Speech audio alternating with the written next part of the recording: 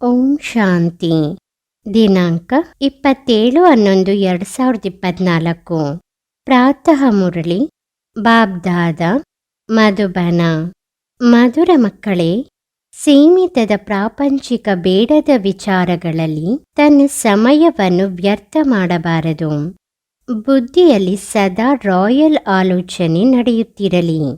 ಪ್ರಶ್ನೆ: ಯಾವ ಮಕ್ಕಳು ತಂದೆಯ ಪ್ರತಿಯೊಂದು ನಿರ್ದೇಶನವನ್ನು ಕಾರ್ಯರೂಪದಲ್ಲಿ ತರಲು ಸಾಧ್ಯವಿದೆ?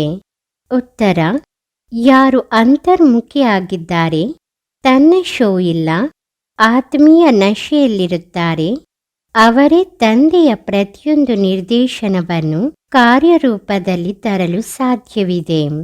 ಎಂದಿಗೂ ನಿಮಗೆ ಮಿಥ್ಯ ಅಹಂಕಾರ ಬರಬಾರದು. ಒಳಗಡೆ ಬಹಳ ಸ್ವಚ್ಛತೆ ಇರಲಿ, ಆತ್ಮ ಬಹಳ ಚೆನ್ನಾಗಿರಲಿ.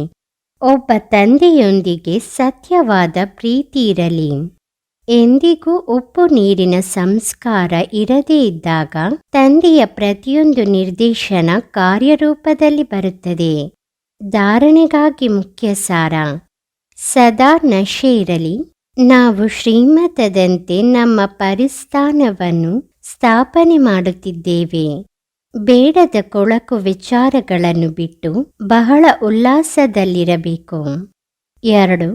ತನ್ನ ಆಲೋಚನೆಯನ್ನು ಬಹಳ ಭವ್ಯವಾಗಿಟ್ಟುಕೊಳ್ಳಬೇಕು. ಬಹಳ ಉತ್ತಮ ರಾಯಲ್ ಯೂನಿವರ್ಸಿಟಿ ಹಾಗೂ ಆಸ್ಪತ್ರೆಯನ್ನು ತೆರೆಯುವ ವ್ಯವಸ್ಥೆ ಮಾಡಬೇಕು. ತಂದೆಗೆ ಗುಪ್ತ ಸಹಯೋಗಿಯಾಗಬೇಕು. ತನ್ನ ಶೋ ಮಾಡಬಾರದು. ವರದಾನ: ನಿಮಿತ್ತವಾಗಿ ಯಾವುದೇ ಸೇವೆ ಮಾಡುತ್ತಾ ಅಪರಿಮಿತದ ವೃತ್ತಿಯ ಮೂಲಕ ತರಂಗಗಳನ್ನು ಹರಡುವಂತಹ ಅಪರಿಮಿತದ ಸೇವಾದಾರಿಯಾಗಿರಿ. ಈಗ ಅಪರಿಮಿತದ ಪರಿವರ್ತನೆಯ ಸೇವೆಯಲ್ಲಿ ತೀವ್ರ ವೇಗವನ್ನು ತನ್ನಿ. ಮಾಡುತ್ತಿದ್ದೇವೆ. ಎಷ್ಟೊಂದು ವ್ಯಸ್ತರಾಗಿರುತ್ತೇವೆಂದರೆ ಸಮಯವೇ ಸಿಗುವುದಿಲ್ಲ ಎಂದಲ್ಲ, ಆದರೆ ನಿಮಿತ್ತವಾಗಿ ಯಾವುದೇ ಸೇವೆಯನ್ನು ಮಾಡುತ್ತಾ ಅಪರಿಮಿತದ ಸಹಯೋಗಿಯಾಗಲು ಸಾಧ್ಯವಿದೆ. ಕೇವಲ ವೃತ್ತಿ ಅಪರಿಮಿತತೆಯಲ್ಲಿರಲಿ, ಆಗ ತರಂಗಗಳು ಹರಡುತ್ತಿರುತ್ತದೆ.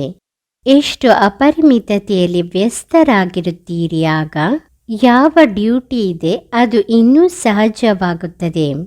ಪ್ರತಿಯೊಂದು ಸಂಕಲ್ಪ, ಪ್ರತಿಯೊಂದು ಕ್ಷಣ ಶ್ರೇಷ್ಠ ತರಂಗ ಹರಡುವ ಸೇವೆ ಮಾಡುವುದೇ ಅಪರಿಮಿತದ ಸೇವಾದಾರಿ ಆಗುವುದಾಗಿದೆ.